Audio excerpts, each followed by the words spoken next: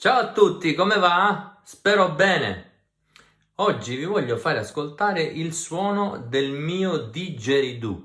Sicuramente molti di voi ne hanno già sentito parlare.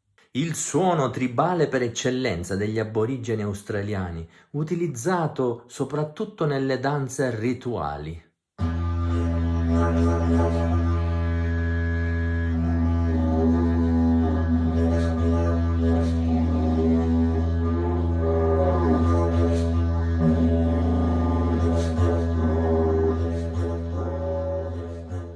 Questo strumento viene solitamente realizzato da un ramo di eucalipto, ma voi potete utilizzare anche altri materiali.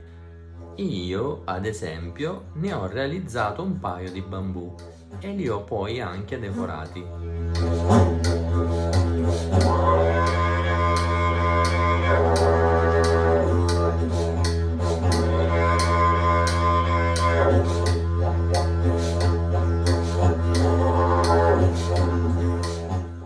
Ma la caratteristica di questo suono primordiale è la tecnica per produrlo, la cosiddetta respirazione circolare.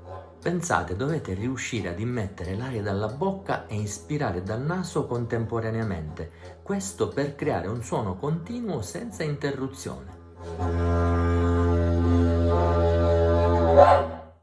Un caro saluto a tutti da Carmelo Salemi, a presto, ciao!